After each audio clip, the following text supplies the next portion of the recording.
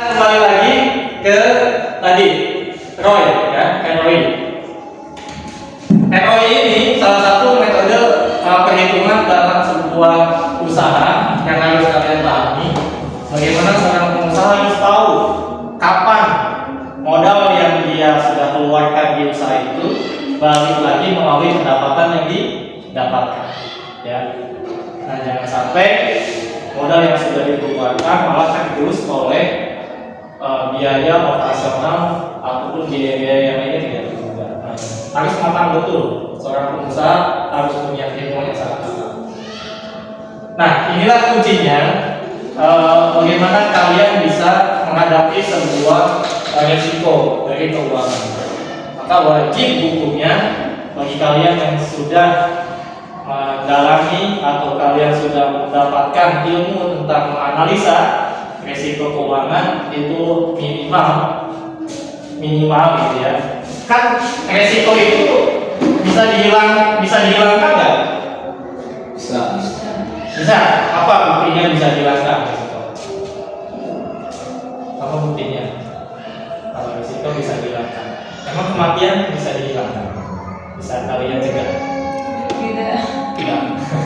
Ya, risiko itu sekali lagi yang perlu dipahami, resiko tidak bisa dihilangkan.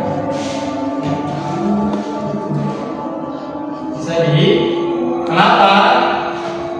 Karena resiko itu setiap pada diri kita semua itu pasti ada.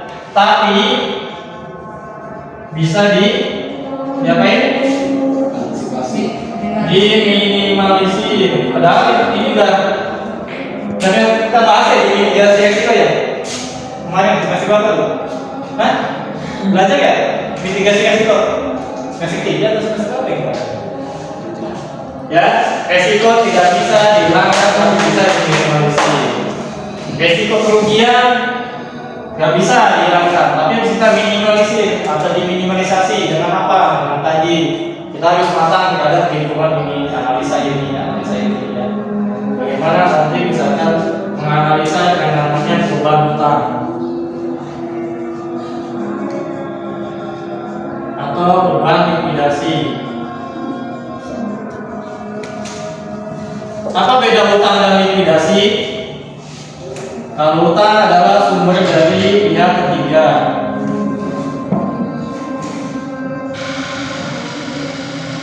Likuidasi kemampuan apa?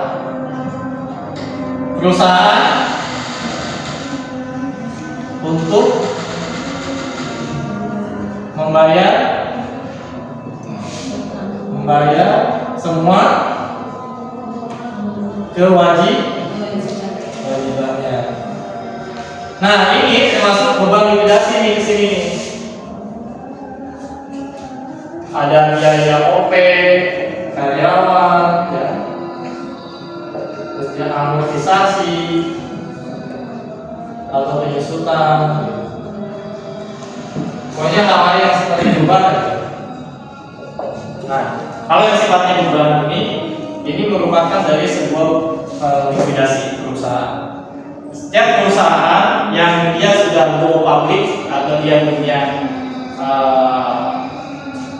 kapasitas untuk bisa nongkrong atau bisa ada di bursa efek, itu perusahaan yang pasti dia mempunyai beban likuidasi dan otomatis laporan keuangannya pun itu harus dipublikasikan ke masyarakat atau ke si para pemegang saham. Nah, kita perlu belajar ke masalah pasar modal ya. Nah, ini salah satu itu yang harus kalian pahami mengenai bagaimana menganalisa sebuah risiko keuangan. Apalagi satu yang harus dicatat, seorang perusahaan atau pemimpin perusahaan itu wajib tahu bagaimana membaca sebuah laporan keuangan. Nah, tentunya dia dibantu oleh yang namanya siapa di perusahaan biasanya ada bidang atau manajemen untuk mengurusi masalah keuangan.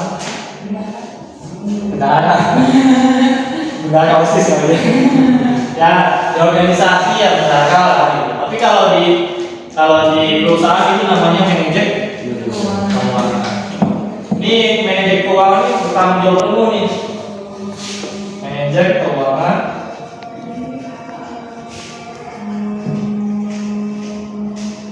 bertanggung jawab penuh terhadap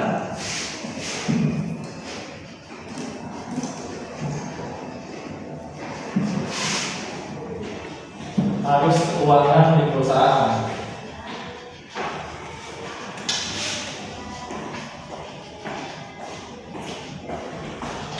Oke, nah ini salah satunya dibebankan kepada si ini manajer keuangan. Jadi kalian atau kalian alhamdulillah sudah saya doakan semoga pada ada posisi ini ya di sebuah perusahaan.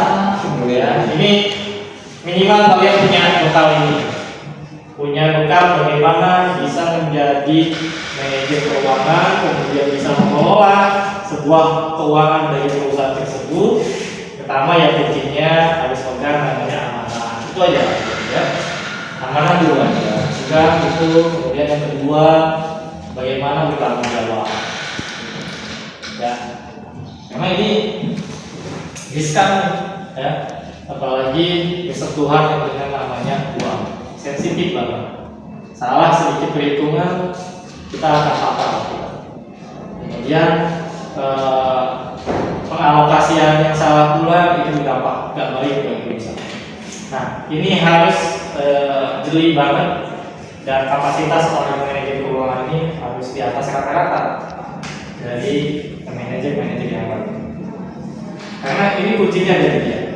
Kalau misalkan dia salah pelaporan, dia salah dalam menganalisa keuangan, ini bisa mengakibatkan hal yang kurang baik untuk perusahaan. Ya, resikonya nanti perusahaan itu tidak akan mendapat kepercayaan lagi dari pihak ketiga atau para investor yang